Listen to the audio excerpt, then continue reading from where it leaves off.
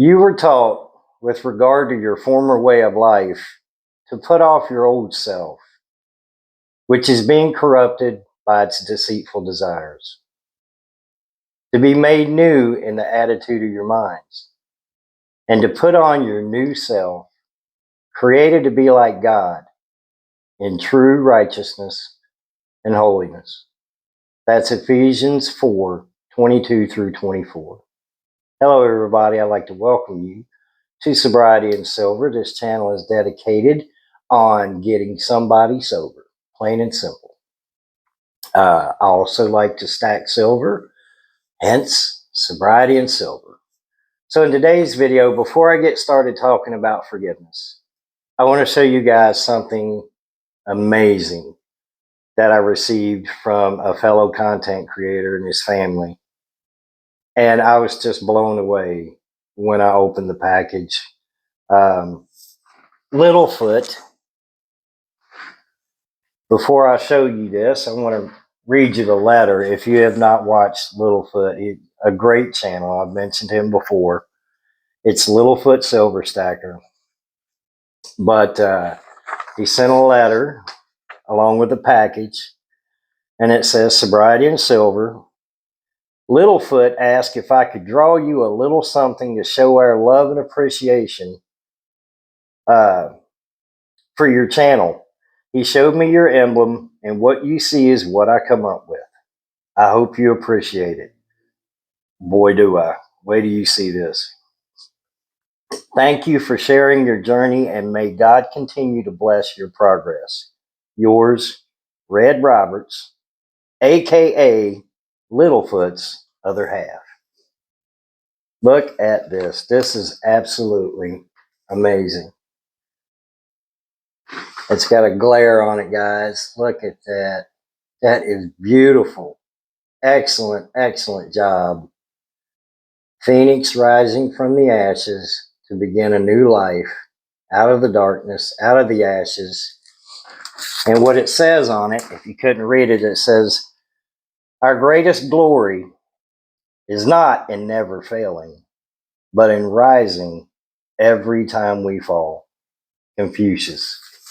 Thank you so much. This is going on my desk. My wife absolutely was blown away with it too. It's just amazing. Thank you guys so much. Wonderful, wonderful gift and excellent job. All right, let's talk about forgiveness because, oh, I'm sorry, guys. I'm not used to having this microphone on. In recovery, well, let's go back because in active addiction, most of us, especially me, caused a lot of damage, hurt a lot of relationships, damaged a lot of relationships, said horrible, horrible things to people that we love, did horrible things to people that we loved, lied, just addiction took over and no excuses, but that is part of addiction, unfortunately. And then when we get clean and sober, we have regrets, you know, those hurtful words we said, the actions that we took, the being gone for 2 or 3 days and nobody knowing where we're at or if we're okay. Things like that, you know, the run-ins with the law and somebody had to come bail us out or maybe show tough love and leave us in. You know, it goes both ways, but forgiveness is a step that in recovery, we, even if we're not following the 12 steps of Alcoholics Anonymous or Narcotics Anonymous, forgiveness is still, I would imagine for everybody, for me it is, something that I would like. And then, you know, to make amends, you have two different amends. You have the direct amend and you have the indirect amends. So a direct amend would be, and this is right out of the AA Daily Reflections, if I broke my neighbor's fence, A direct amend would be me going to fix the damage that I did to his fence. But an indirect amend is just changing your ways for the better. You know, if your actions and your way of living in addiction, obviously, is hurting others, especially people that you love, an indirect amend is to change that, is to change your way and not live like that anymore. And I've made the indirect amends. Now, to my wife, I've made direct amends and I've made indirect amends. Because I tell you what, this woman put up with a lot. I have said horrible things to her in my active addiction. I have said things that I would never say clean and sober, things that I don't even like to think about them, but you can imagine the things that comes out of an active alcoholic drug addict's mouth when they are highly intoxicated or high or both. A lot of times when a addict does this, now I like to say this, but I don't want to say this to make it seem like it's an excuse. A lot of times when an addict is lashing out and saying hurtful, negative, terrible things, they're actually talking about themselves. So if I'm calling my wife names and calling her, just, fill in the blanks, guys, I'm actually in my active addiction. It's like I'm looking in the mirror and talking to myself. Does that make it okay? Absolutely not. That does not make those hurtful words any less hurtful at all.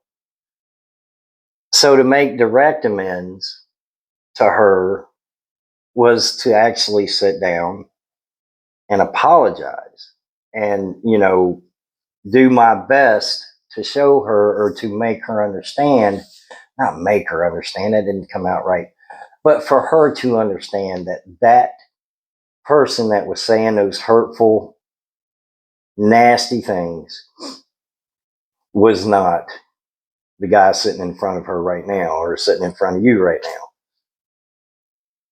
So that was the direct amend. But the indirect amends that I'm making to my wife is the change of my behavior. 3.5 years, over 3.5 years, December 3rd of this year will be 4 years clean and sober. So that is making an indirect amend by improving our lives, being a better husband, being a better friend, being somebody she can rely on, being somebody she can talk to, being somebody she can trust. When I have to go somewhere now, if I'm gone for hours, she doesn't have to worry that she may not see me again for 3 days or 4 days, or I may end up in another state, which I've done in my active addiction. But sometimes when we go to seek forgiveness, we have to make sure that we're not seeking forgiveness for selfish reasons, if that kind of makes sense. Because sometimes we're not going to be forgiven. It depends on the damage done. It depends on the person we did the damage to. Stacking regrets is not a good thing to do in addiction. Constantly focusing on the negative and the bad stuff that we did in our active addiction, it's not a healthy, it's not something that's healthy to do.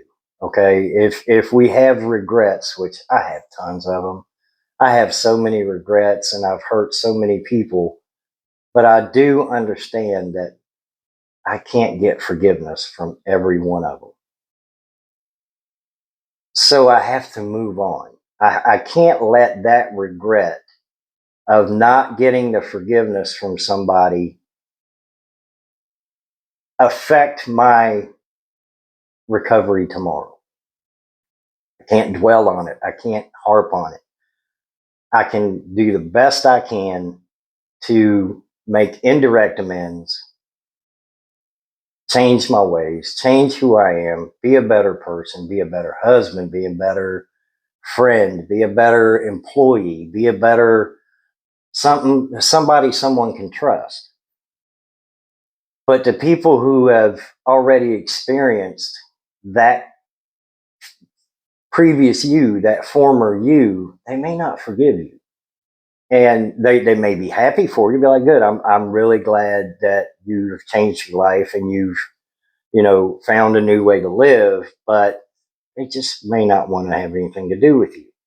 And it doesn't mean that they don't like you, I guess. It doesn't mean that the hurt could have just been too much. And maybe they don't trust you. Maybe they don't understand addiction like we do. Maybe to them, I give you example. My wife knew what addiction was doing to me. She witnessed it. She saw it. She was there for me when I had to go to the emergency rooms, when I had to go to the rehabs. Sorry, I lost my train of thought again. My wife is 5'2". I'm 5'9". She had to literally let me lean on her to walk me into a emergency room one time because I had drank so much and my body was giving out. My muscles would not work, and it wasn't intoxicated. I mean, it was, but it was just my body. My muscles were shutting down. So she's put up with so much, man.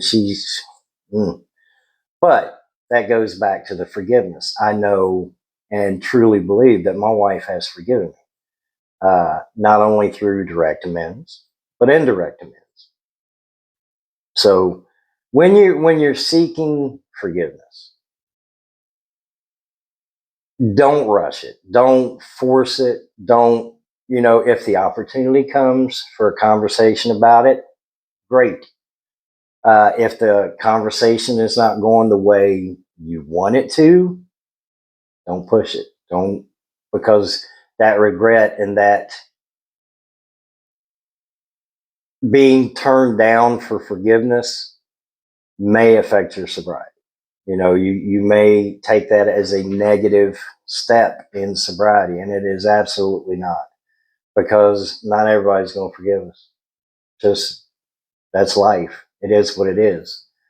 So do the best you can. Don't push it. Don't force it. Stay sober, man. Go to bed sober. Wake up sober. Be happy. Live life. Love life. Life is absolutely amazing, clean and sober. And if you are in active addiction, please get the help you need. Get the help you deserve, because, man, life is waiting. And I tell you, addiction, it's going to ask you for that final sacrifice. And if you give it, I think we all know what that final sacrifice is. If you give it, addiction is not going to mourn for you. It's not going to miss you. It's just going to find somebody else, plain and simple. It's just going to move on to the next person. You guys have a beautiful, wonderful, blessed Saturday. It's the weekend. Littlefoot, Red, awesome picture. Awesome job. Thank you. Such a kind gift. I'll see you guys in the next video.